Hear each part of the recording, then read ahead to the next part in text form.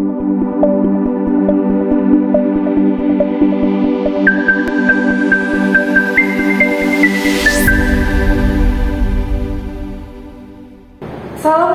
warahmatullahi wabarakatuh.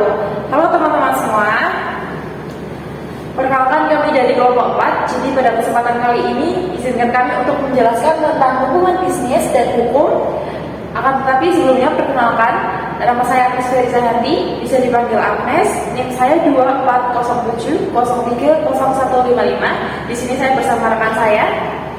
Saya Mami Ramadhani, biasa dipanggil Dani dengan NIM 2407030311. Saya Natswa Nurulisa Kristianti, biasa dipanggil Natswa dengan NIM 2407031448. Saya Nida Arjunati dengan NIM 240703150.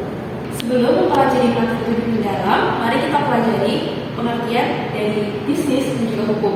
Yang pertama, bisnis merupakan kegiatan menyiapkan barang atau jasa kepada konsumen dengan tujuan untuk memperoleh keuntungan. Bentuk produk dari bisnis ini dapat berupa barang maupun jasa.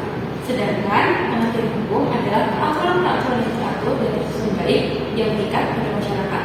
Sehingga dapat disimpulkan, hukum dalam bisnis merupakan kaidah yang tugasnya mengatur segala hal tentang tata cara pelaksanaan dalam aktivitas bisnis. Selanjutnya, hubungan bisnis dengan hukum. Dalam dunia bisnis, hukum memainkan peran penting dalam membentuk praktik bisnis yang etis dan bertanggung jawab. Hukum memiliki peranan krusial dalam menjaga dan mengatur keberlangsungan suatu usaha. Salah satu peran pentingnya adalah dalam melindungi bisnis tersebut serta menciptakan lingkungan yang kondusif untuk pertumbuhan yang jujur dan sehat. Nah, selanjutnya sumber hukum dalam bisnis. Sumber hukum dalam bisnis ada 4, yaitu yang pertama hukum perdata yang tertuang dalam Kitab Undang-Undang Hukum Perdata KUHP Perdata. Yang kedua, hukum publik yang tercantum dalam Kitab Undang-Undang Hukum Pidana KUHP atau Pidana Ekonomi. Yang ketiga, hukum dasar yang tercantum dalam Kitab Undang-Undang Hukum Dagang atau KUHD. Dan yang keempat, peraturan lainnya di luar KUHP Perdata, KUHP, dan KUHD. Selanjutnya, ruang lingkup hukum dalam bisnis. Ruang lingkup hukum bisnis mencakup beberapa hal seperti bentuk badan usaha, contohnya PT, firma, dan CV, kegiatan jual beli termasuk ekspor dan impor, investasi atau penanaman modal, ketenagakerjaan, pembiayaan, jaminan utang dan surat berharga, hak kekayaan intelektual, asuransi dan lainnya yang berkaitan dengan kegiatan bisnis.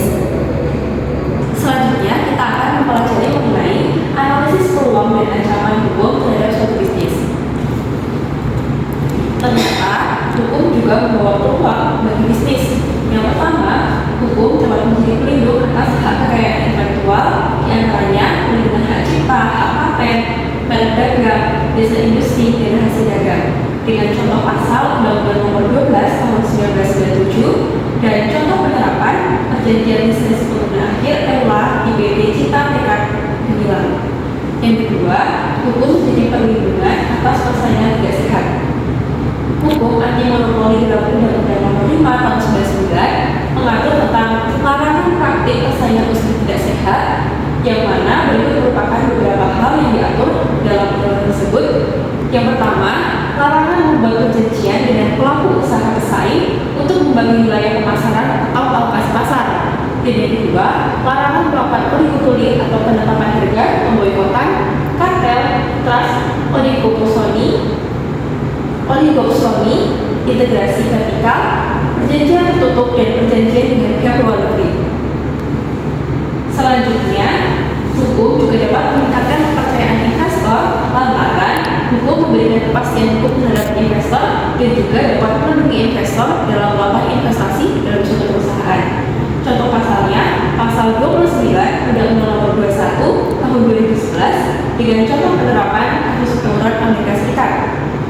Yang keempat, hukum memberikan perlindungan dalam keselamatan kerja, yang mana hukum dapat melindungi hak atas upah gaji yang adil, hak atas cuti, hak atas jaminan sosial, hak atas keselamatan dan kesehatan kerja, hak atas perlindungan dari diskriminasi, serta hak atas perlakuan yang sesuai dengan harkat dan martabat manusia, serta nilai-nilai agama, dengan contoh pasal Undang-Undang Nomor 13 Tahun 2003 tentang ketenagakerjaan.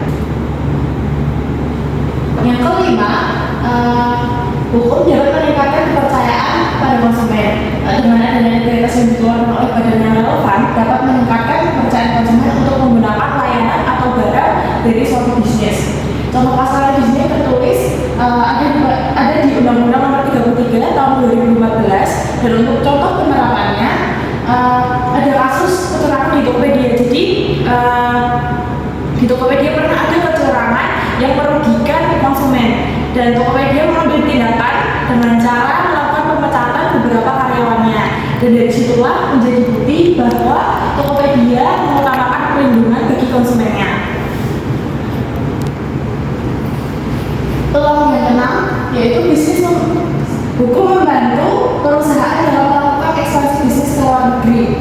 Jadi di sini hukum membantu meningkatkan struktur perusahaan, peraturan ketenagakerjaan, hukum perpajakan, kepatuhan perdagangan, kontrol pembayaran, dan penghentian bisnis. Contoh penerapannya di sini adalah pendaftaran merek internasional pada Unilever. Jadi Unilever melakukan pendaftaran merek internasional melalui protokol Madrid, yang dimana dengan adanya perlindungan hukum ini, Unilever dapat mengekspansi produk mereka di pasar baru tanpa harus khawatir adanya pelanggaran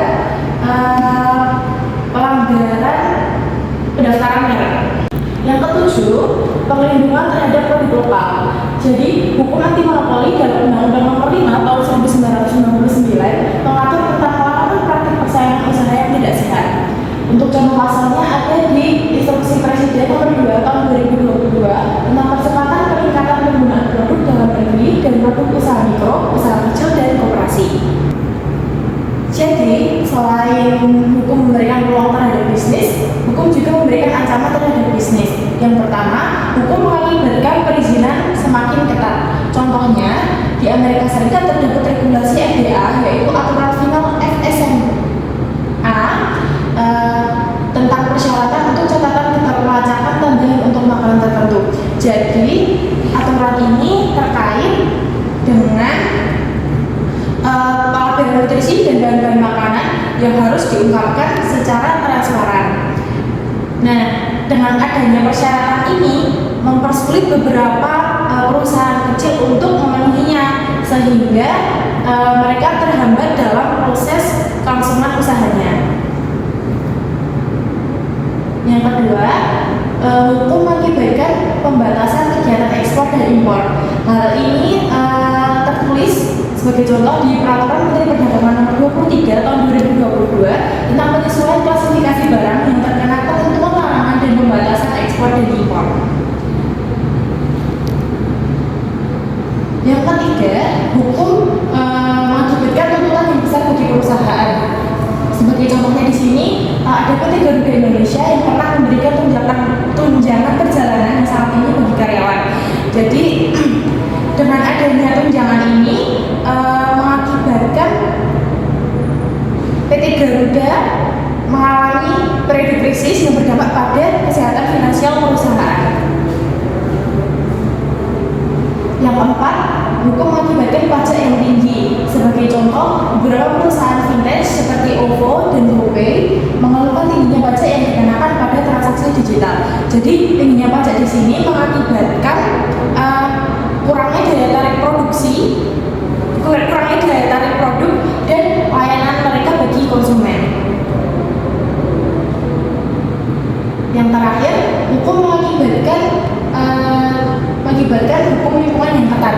Sebagai contoh di sini di PT Freeport Indonesia, perusahaan tambang ini mengeluarkan biaya besar untuk pengelolaan limbah hasil pertambangan dan juga limbah tiling.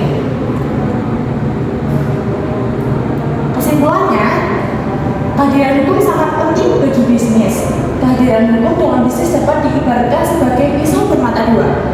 Di satu sisi, hukum dapat menjadi pelindung pelaku usaha. Namun, di sisi lain, hukum dapat menjadi ancaman yang perlu dihindari. Baiklah, cukup sekian dari kami. Semoga materi yang kami berikan bermanfaat bagi teman-teman semua. Wassalamualaikum warahmatullahi wabarakatuh.